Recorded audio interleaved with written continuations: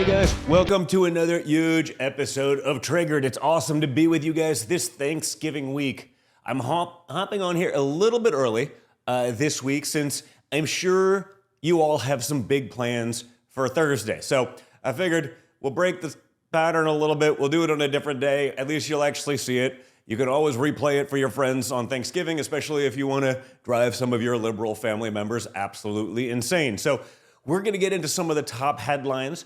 And we even have a new winner for the world's strongest woman.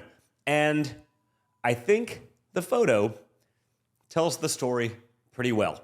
So keep an eye for that one, okay? It's gonna be fun, and let's just say, as usual, it never ends. Plus, it looks like we're getting closer than ever to ending the Russia-Ukraine war. But Democrats, they're too busy with sedition and trying to undermine our military and undermine military orders. And we've got some absolutely insane stories coming out of Chicago, Minnesota, and California. But for Democrats, it's just another day that ends in Y. So guys, make sure you're liking, sharing, subscribing so you never miss one of these major episodes. In fact, you can put this show up on the big screen on Thanksgiving for the entire family. Again, I think it'll be fun. I can be like, your little bit rowdy conservative uncle, and you play it for the crazies in your family. I'm sure it'll be fun and make for some great memories. So remember, you can also check us out on Apple and Spotify. If you missed the show here on Rumble, do that. If you have friends that get their podcast that way, make sure they're aware. Get it out there into the ether. Check out my news app, MXM News, like Minute by Minute, MXM. Mike X-Ray Mike, where you can get the mainstream news without the mainstream bias. That's where we base so many of the stories from. You could curate it to see how, what you want, which direction you want it leaning, even politically. You can actually get the real news. We'll take both sides. We'll show you what's really happening. And don't forget to check out our incredible sponsors, people who have the guts to support this program. And we have a brand new sponsor, guys, Bearskin Apparel. For all of you feeling the cold mornings these days, windy days, or even surprise snow, Bearskin has you covered. And right now, Bearskin is running their biggest deal of the year. 60% off for this Black Friday and Cyber Monday. Their hoodies come equipped with 10 pockets and with rugged athletic fit that actually looks good on you. Plus, if it starts pouring, you can zip on the heavy storm rain jacket that I'm wearing right now in case it starts raining here in studio and instantly level up to full waterproof protection. So for 60% off, text Don Jr., D-O-N-J-R, to 36912. Again, text Don Jr. to 36912. And when you support Bearskin, you're also supporting the fallen outdoors and the Hope for Warriors and Veterans program. So you're not just buying great gear, you're backing a cause that matters. So check out Bearskin today. And also, guys, don't forget about the Birch Gold Group, where you can diversify your savings and protect your future. The Trump administration is moving fast to right all of the left's wrongs. But with all the damage we've seen the Democrats do, it's always smart to be prepared. And that's why thousands of Americans are buying gold now from the Birch Gold Group. Here are the facts. In the past 12 months, the value of gold has increased by 30%. And Birch Gold makes it extremely easy to convert an existing IRA or 401k into a tax-sheltered IRA in physical gold. Or you can even buy some gold to store in your home safe. Just text my name, Don Jr., D-O-N-J-R, to the number 989898, and Birch Gold will send you a free info kit on gold. There's no obligation, only useful information. It's about learning more and educating yourself. With an A+ rating with the Better Business Bureau and tens of thousands of happy customers, take control of protecting your savings today. Again, text my name, Don Jr., D-O-N-J-R, to the number 989898. And now, guys, let's get into some of the top headlines. And it looks like we're getting closer to an actual plan to end Russia's invasion in Ukraine. Ukraine actually says they're signing on to the peace deal. and just need to work out, and I quote, minor details. But of course, when you're ending a war like this, nothing is really a minor detail. Now, what's absolutely fascinating in all of this is some of the so-called global elites are literally almost in a panic that peace may be achieved. Why would peace make these guys panicked? Why would that bother them?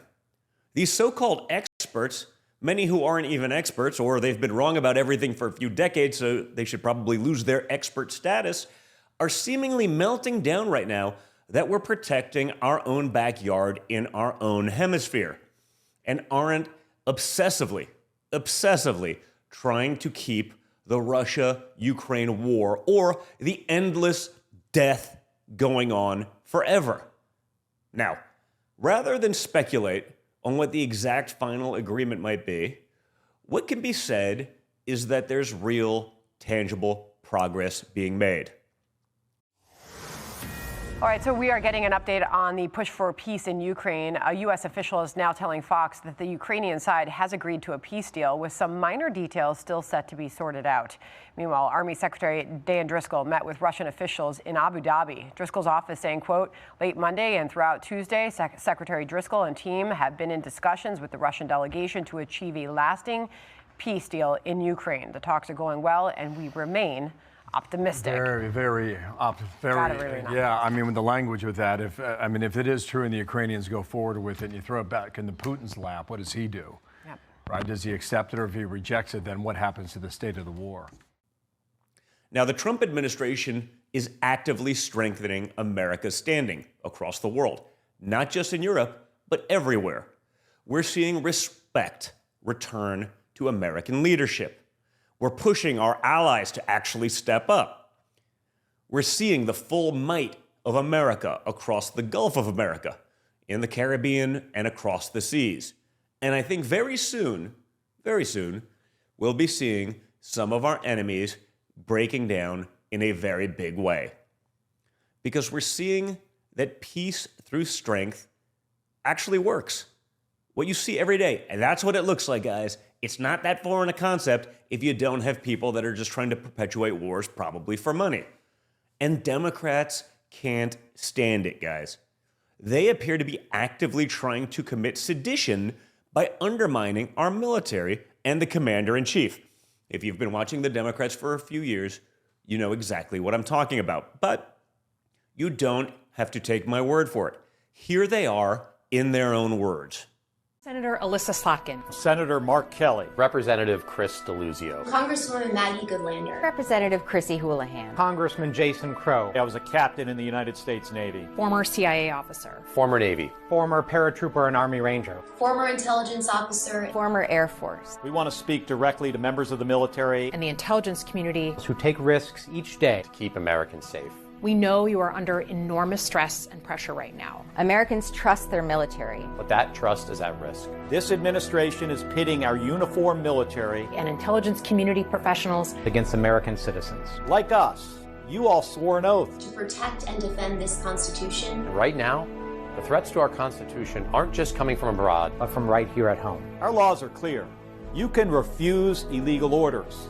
You can refuse illegal orders. You must refuse illegal orders. No one has to carry out orders that violate the law or our Constitution. We know this is hard and that it's a difficult time to be a public servant. But whether you're serving in the CIA, the Army, or Navy, the Air Force, your vigilance is critical. And know that we have your back. Because now, more than ever, the American people need you. We need you to stand up for our laws, our Constitution, and who we are as Americans. Don't give up. Don't give up. Don't give up. Don't give up the ship. Now, that video is truly shocking. And there's not much at this point that shocks me anymore, okay? At this point, I'm used to it. The most shocking things in the world, I'm like, nah, it's Tuesday, Wednesday, it's whatever, just another day. But think about what you just watched. These are sitting members of Congress in uniform telling our military to disobey direct orders. I think there's a word for that. It's treason. This isn't resistance. This isn't protest. This is sedition, plain and simple. It's clear what they're trying to do, which is to sow division and conflict within our own armed forces and to hinder our ability to go after cartels and narco-terrorist criminals and those syndicates in places like Venezuela. Again, the question is why? Why is this the red line for Democrats? Why are they willing to engage in literal sedition to try to stop it? Why are they so actively trying to protect cartels that smuggle drugs in this country that kills 100,000 Americans a year? Why would they do that? Are open borders and drug trafficking somehow essential to their political machine? I mean, you kind of have to ask yourself, what else could it possibly be? Now, here's the response this week from the White House to this new chapter of Democrat corruption. What's the White House take on how this whole thing has evolved and now this news that Mark Kelly could undergo investigation?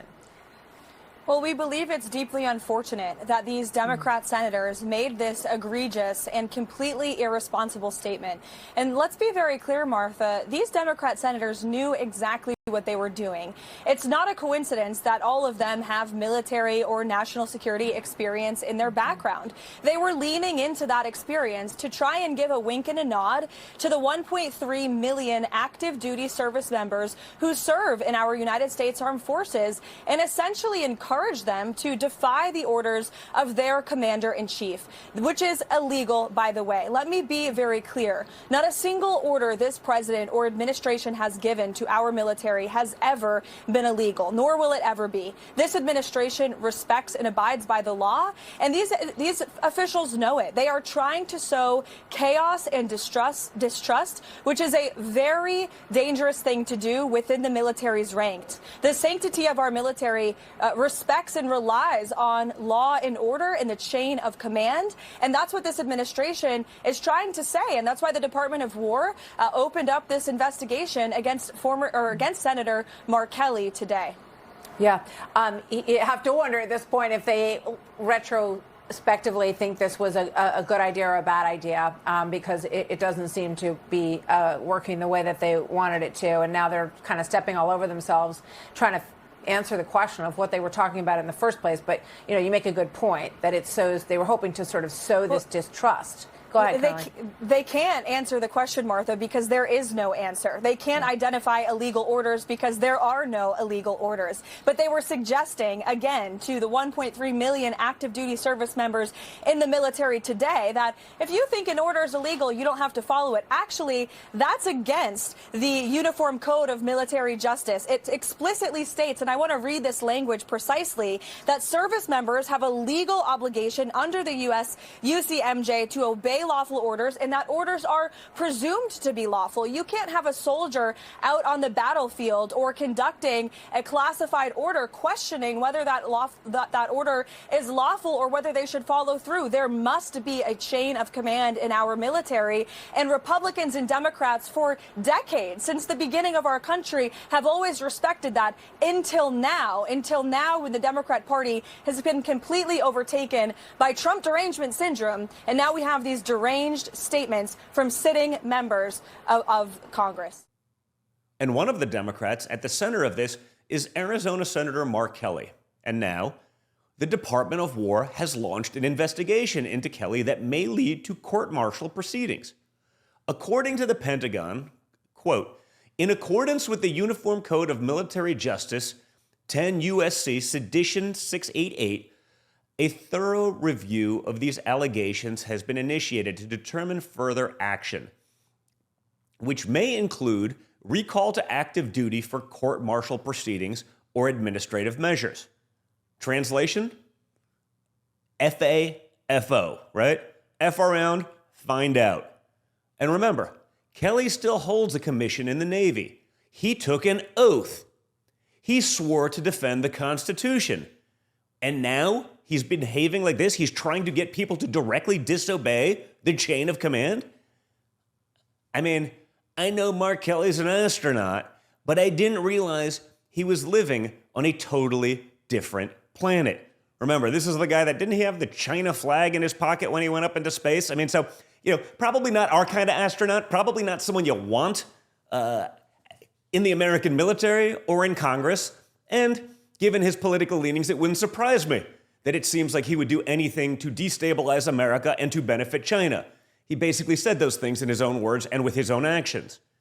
And it gets more interesting because Kelly's fellow Arizona Senator Ruben Gallego went on CNN to defend him and revealed that, quote, "The script got sent to me, but he didn't have time to record it." Did you consider, why were you not part of this video? Yeah, actually, so I was part of the first video. The second video is by the time the script got to me and it was in the middle of a lot was going on, I just didn't have time to actually record it, but I'm 100% in alignment with them altogether. This stuff happens. It just happened not to end up being a recording. There's really no other 3D chess to this. The logistics of human life. Yep. All right, fair enough. Like always, you know how something happens and within minutes, they're all saying the exact same thing? They're all saying it. It seems so organic, except the words are almost verbatim and they happen to launch within 3 seconds of each other? So guys, who wrote the script? Who organized the video? And who was it sent to?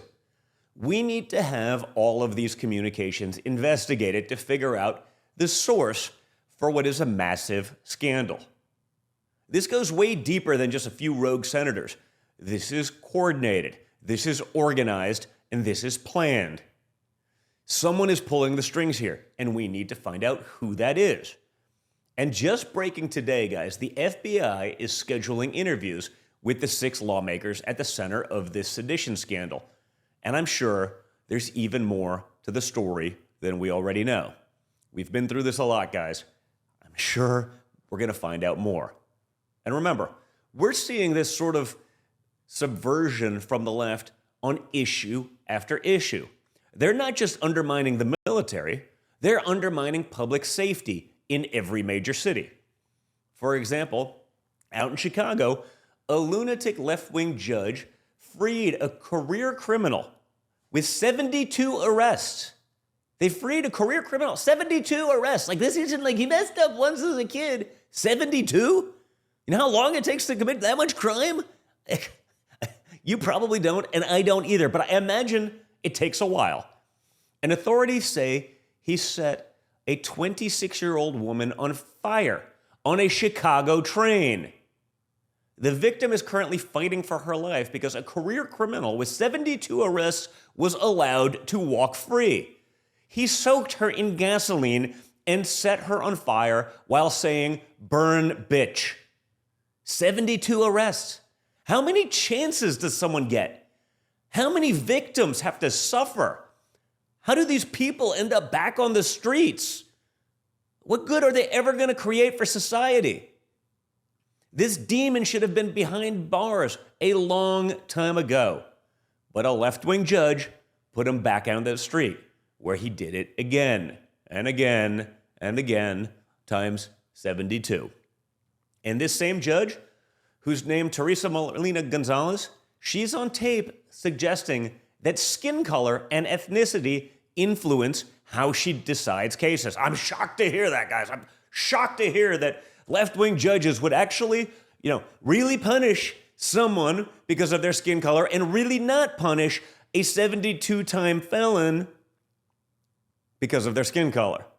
This is what DEI looks like in our justice system. Criminals get a pass based on their skin color, and innocent people burn. But again, don't take my word for it. You decide. Listen for yourselves.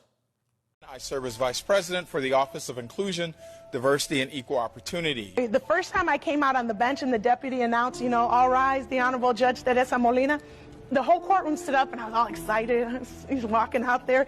And I saw an Illinois State Trooper. He was African American. He had a sleeve covering his tattoos. And he was standing there and he looked at me and he nodded. And I knew what that meant. And so I looked at him and I nodded back like, that's right, we're doing this.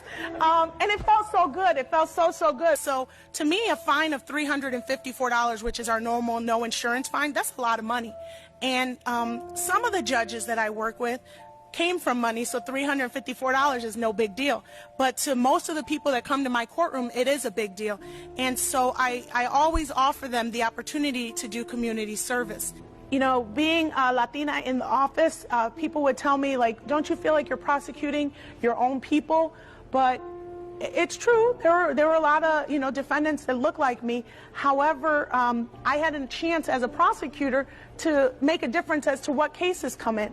I had a chance as a prosecutor to decide what offers were appropriate. And so I always offer them the opportunity to do community service. Democrats lose their mind when the National Guard is sent to cities to clean up crime, while they actively enable some of the worst criminals anyone has to offer. They call it criminal justice reform, but it's not reform. It's insanity. It's letting monsters loose on innocent people. Just listen to Chicago Mayor Brandon Johnston, who says you can't jail your way out of violence. We cannot incarcerate our way out of violence. We've already tried that, and we've ended up with the largest prison population in the world without solving the problems of crime and violence. The addiction on jails and incarceration in this country, we have moved past that. It is racist, it is immoral, it is unholy, and it is not the way to drive violence down. Actually, Brandon, yes, you can. You know how you stop violent crime? You lock up violent criminals. It's not complicated, even for morons in Democrat cities. It's not rocket science, guys. It's common sense, but that is missing from any part of the Democrat Party platform. But it does require something Democrats don't have. Some balls and some common sense again. How is common sense the only thing not at all common anymore in these places? They don't want drug boats blown up. They don't want career criminals behind bars. They don't want safety. They don't even want violent, criminal, illegal aliens deported. They love them roaming around the streets in your neighborhoods. Just think about that. That's what we're dealing with. A political movement that's more concerned with protecting the criminals than standing up for the victims. Every single Democrat policy makes life worse for law-abiding citizens. Every one of them. And better for criminals. That's not an accident, guys. That didn't happen by chance. That's the plan. Thankfully, my father is putting the American people first and cleaning up cities like D.C., Memphis, and Chicago. But Democrats would rather deny reality, deny real violence, deny the criminal activity, all in the name of standing up against all things Trump. They have no guiding principles other than just hating one guy all the time. I mean, Rachel Maddow showed up at Dick Cheney's funeral, okay? The same guy she called a war criminal about 1 billion times. Just watch. Well, the thing that jumped out at me was seeing Rachel Maddow at this funeral. I mean, when I first saw it yesterday, I thought, am I living on Earth 2? Rachel Maddow is at Dick Cheney's funeral. I mean, remember what they called Dick Cheney. Before they called Donald Trump Hitler, they were calling Dick Cheney Hitler, war criminal, needs to be in jail, and so on. All he had to do was one thing to get Rachel Maddow there. He voted against Trump in 2024. I mean, that's the thing. They hated. Oh, you vote against Trump, now we love you. That's it. And so, to me, the transparency of this is sort of disgusting. Look, this is establishment Washington. They all knew each other for years. You got to remember, Cheney was the youngest White House chief of staff under Ford. He was in the House. He was in the House leadership. He was Secretary of Defense. He was vice president for 2 terms. I mean, he's been working with these guys, you know, for his entire life. And by the way, pretty effective bureaucratic operator. I mean, he got things done. And look, I work for these guys, okay? Worked in the Bush-Cheney White House. I worked on both campaigns. I'll tell you one thing about Dick Cheney. The man hated radical Islamic terrorists more than anything in this world. And that's pretty much what he dedicated himself to doing, killing them and stopping them from hurting Americans. And so I don't think you can ever criticize that. But this is official Washington. And the divide is, did you stand against Trump or did you go with Trump? Now, interestingly, even though Cheney was against him in 24, when a lot of Republicans weren't with Trump in 16, Cheney actually stepped up and said, no, I'm for Trump. I'm voting for Trump. And it was kind of a shot in the arm for Trump back in the 2016 campaign. In fact, I think Cheney actually went to the Republican National Convention to show his support, and Bush did not. Wow. So he went on a little bit of a roller coaster. Cheney voted for him and endorsed him in 2016? Yes, sir. And I will tell you this. I don't, look, his daughter, Liz Cheney, became the biggest anti-Trump person. J6. I don't begrudge a man for supporting his daughter. It doesn't surprise me. Would be shocked if he did otherwise. But what I find sort of just disgusting is, this guy spent his entire life as a Republican, as a conservative. He goes against Trump one time, and all of a sudden you got Rachel Maddow at your funeral. I mean, she showed up at Dick Cheney's funeral. She called him a war criminal for years. It's a little different. He was our war criminal, I guess. Are you serious? Also, isn't it interesting how the left-wing establishment totally ignores the radicalism coming from Democrat politicians? Just look at the lunatic running in the special congressional election in Tennessee. She's openly condemning women who get married and have families, claiming it's a tool of the patriarchy. Yeah, having kids, having a family, that's a tool of the patriarchy. I think it's almost shocking with mentality like this. How did human civilization even survive? I know she thinks men can have kids with men and women can somehow have kids with women. And, what is wrong with these people? My therapist always asks me to transcribe my dreams when they happen. And the recurring dream I've had is standing up in a cafeteria full of women. I don't know why I was there or whatever. And saying, I don't want children, I want power. And just screaming it at the top of my lungs. And for someone who grew up with my mother telling me never have kids because you will, you'll have to give up a lot. You'll have to sacrifice professionally, which is what she was saying. And where I am now with seeing the consequences and the ramifications of women having kids and being in the political field and what they're able to achieve, because we don't offer, it's like the political field hasn't met the challenge of working moms. They really haven't. But also the deeply patriarchal structures that these women are involved with because they've chosen marriage and they've chosen to raise children. And I think in the South it's incredibly difficult to shake those, especially if you've grown up here and that's all you've been told is the definition of success. The metric of success is how many kids you have, the bigger the square footage of your house, and where your kids go to school. So having a family, guys, is oppression. Being a mother is slavery? Really? I can only imagine what else she told her therapist. They hate families. The Democrats hate children. They hate normal life. All of this delusion has real consequences and real impacts on everyday life across states, cities, towns, and your wallet. And speaking of your wallet, we're now learning that millions of dollars in taxpayer money was stolen as part of a massive Minnesota welfare fraud scheme. And it was even funneled to the Somalia-based terror group Al-Shabaab. I'm shocked to hear this. Who would have thought? Minnesota. Every day. Your taxpayer dollars, guys, funding terrorism.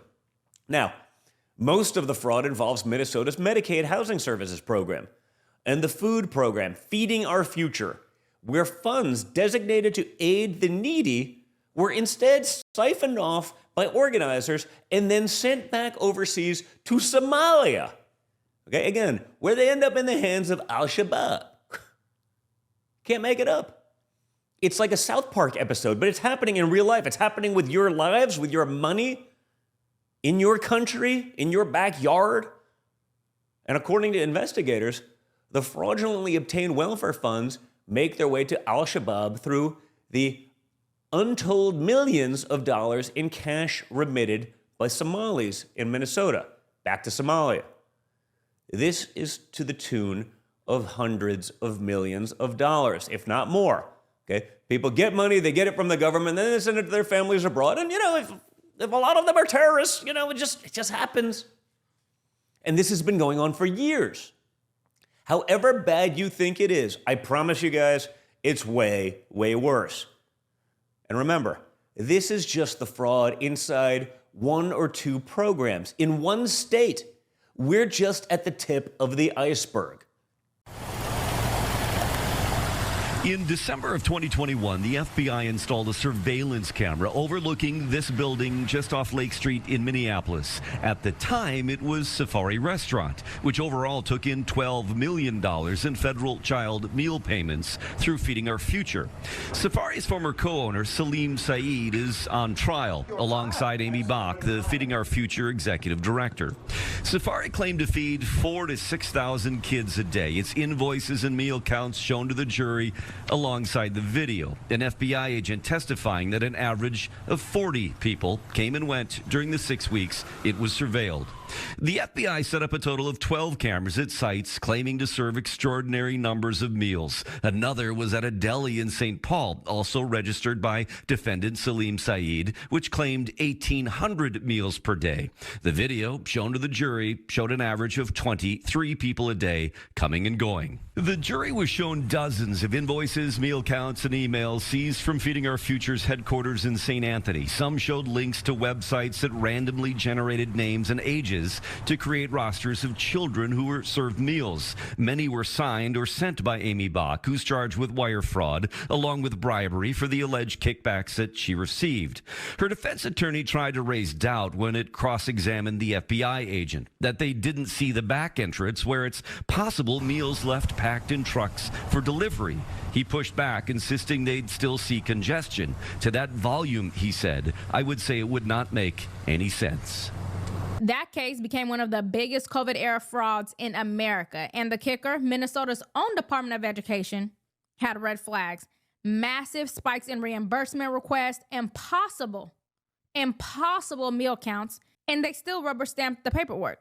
Now, this new audit proves what everyone with a brain has been saying for years: incompetence starts at the top. When the governor's own office is sloppy with receipts, how can he possibly keep his agencies in line? Republican Senate Leader Mark Johnson said it perfectly. Quote, sloppy accountability at the top breeds waste and abuse everywhere else. And he's right about that. You cannot preach fiscal responsibility when you are overpaying employees, losing state property, and mismanaging vendor payments.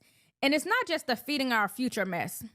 We've also got the Autism Services fraud case, another multi-million-dollar scam in the same state, involving clinics billing for therapy that never happened. And to make it worse, some of those same providers were linked to the Feeding Our Future network. It's the same pattern: inflated invoices, non-existent oversight, and zero accountability.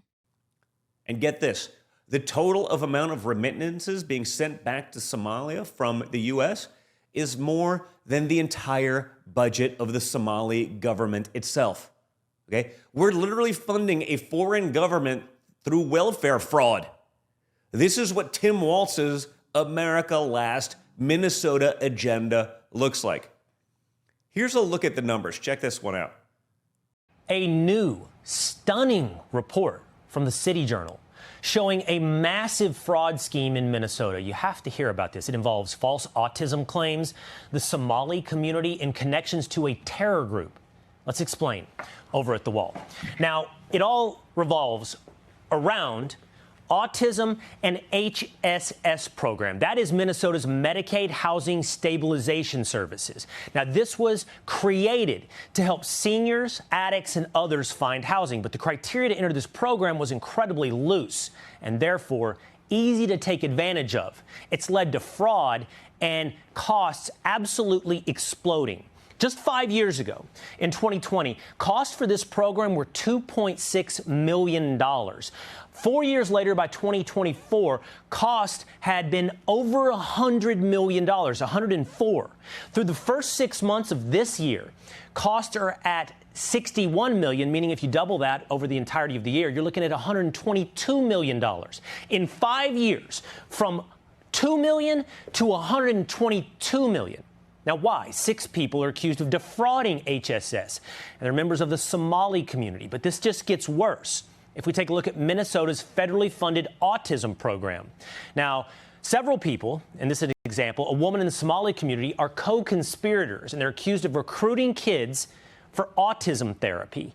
They brought in families, had them convinced to get their kids diagnosed as autistic. In fact, these families ultimately ended up having various social services bid for their children, competing with the number size of check that they would get.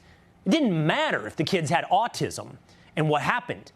Autism claims to Medicaid surged. In 2018, $3 million.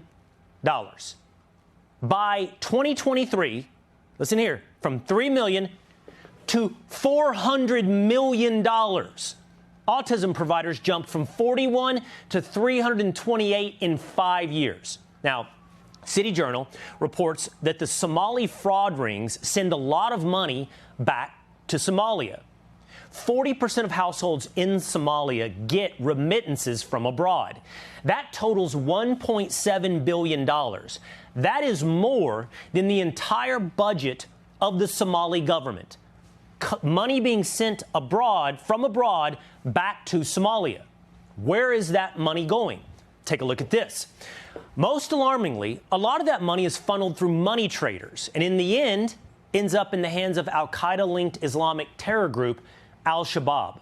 So to bring this full circle, the Minnesota taxpayers are funneling money through fraudulent autism claims back to Somalia, where that money lands in the accounts of Al-Shabaab.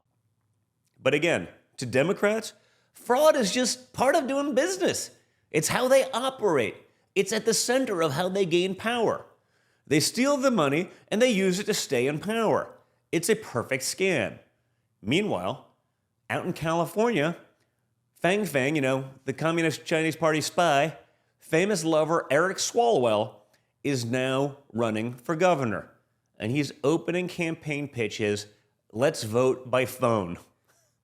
You can't make it up. It was preserve democracy by voting by phone. I was like, how about you actually deal with your colleagues in office rather than by phone? How many people are really paying as much attention on a Zoom call as they would be in person? Here he is. Watch for yourself. I want us to be able to vote by phone. I think every Californian vote by phone. Vote by phone. Yeah, if we can do our taxes, do our make our healthcare appointments, make essentially do your banking online, you should be able to vote by phone. Make it safe, make it secure, but it's actually already happening all over the United States. I want us to be a blue state that doesn't do just a little bit better than like Georgia or Alabama when it comes to like voting access. I want us to max out democracy. Also, as it relates to democracy, if you wait in line for 30 minutes or more, if you do want to vote in person, I think you should fine every county for every minute that a person has to wait longer. We have to be better, not just a little bit better than the other states. The DMV.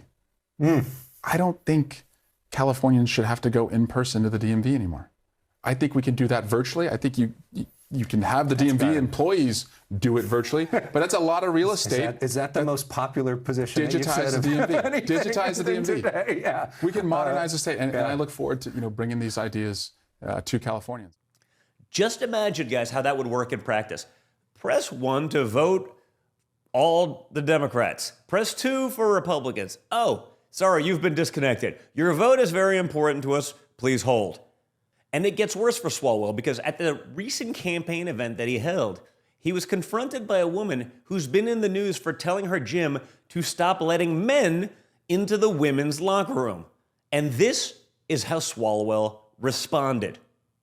There going to be men allowed in the women's room anymore. We need to know. No woman should be harassed in a locker room. That's answer straight. Are there going to be women? Are you against men in women's locker rooms and sports? That's all you need to answer.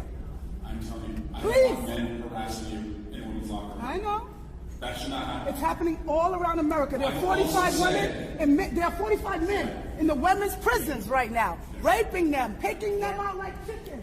The trans men are not women, and they're raping women. So I don't care if you're on the Democrat side, the Republican side. We need to be on the women's side, people. It's happening to our girls. It's happening to our women. And I'm here to let everyone know that this is happening. Open your eyes. I have millions of people behind me, black people, who they're using our civil rights to push this shit. If you want to be the governor, you need to do something about it, because I promise you this, I will not be the last to see of Tish Hyman, okay? Thank you. All right, I want to hear that. You're very handsome, by the way.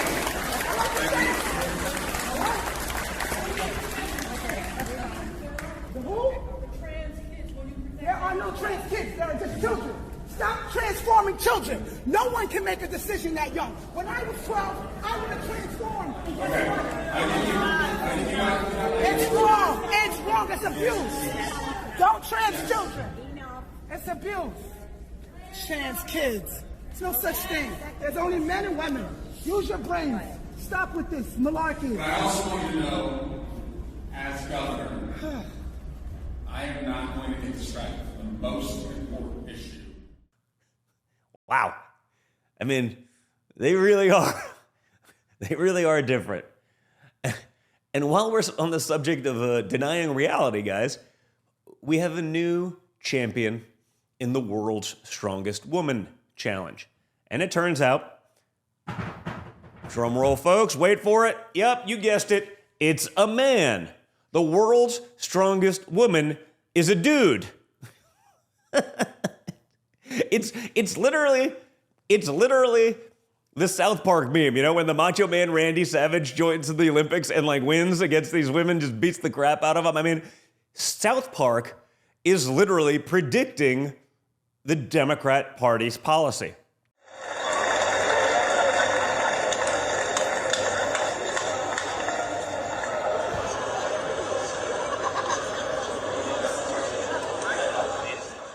Look at that photo. That's a dude, guys. Everyone knows that's a dude. And we're not pretending any longer.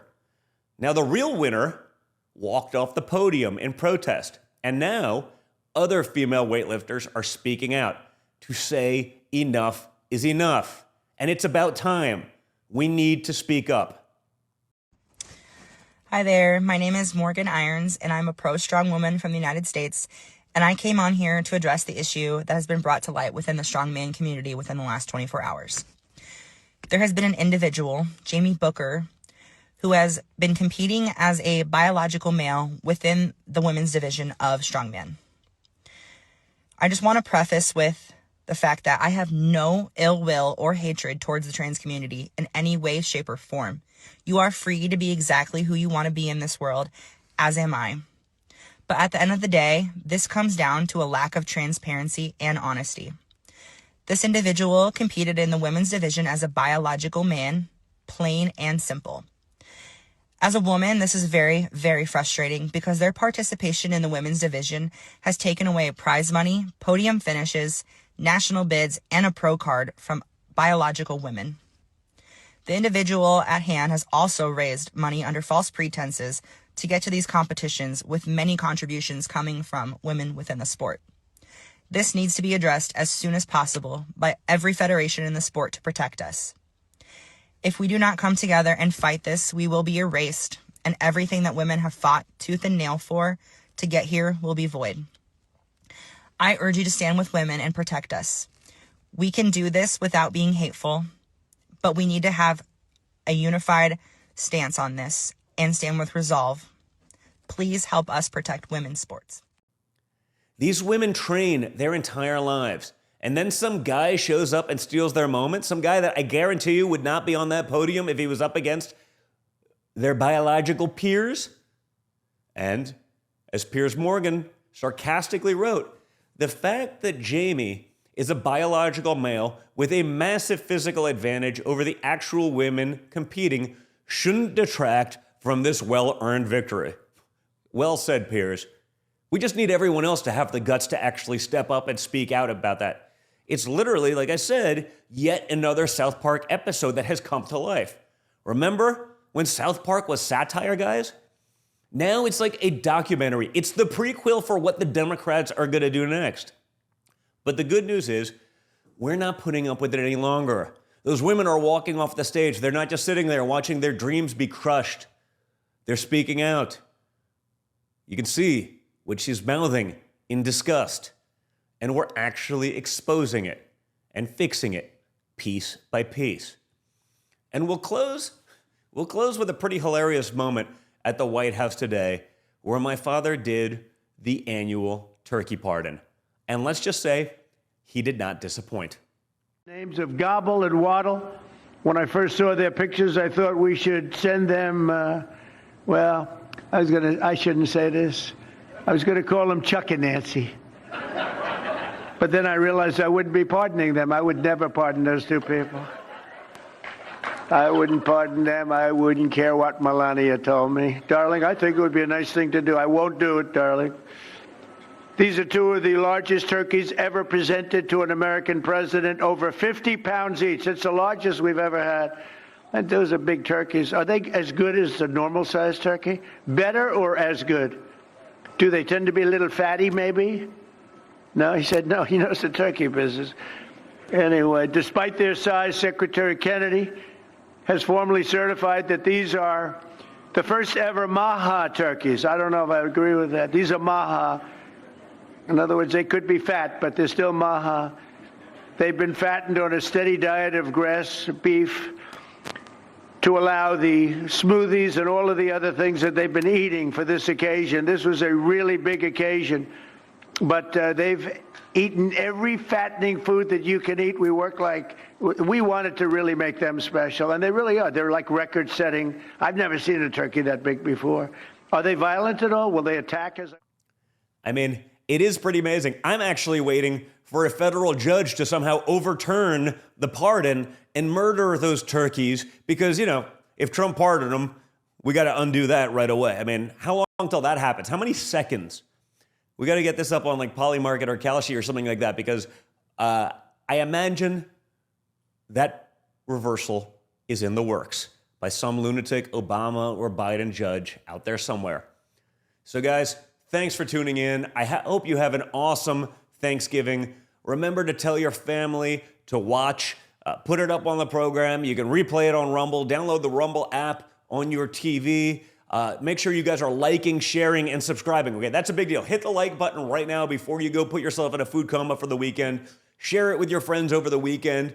Get these conversations going and get them out there. Remember to check out our incredible sponsors down below and in the video description, okay? It takes guts to support this kind of programming, but we need to encourage that kind of behavior. We need more people to stand up and speak out, okay? Like, share, subscribe, check out our sponsors. Have an awesome Thanksgiving.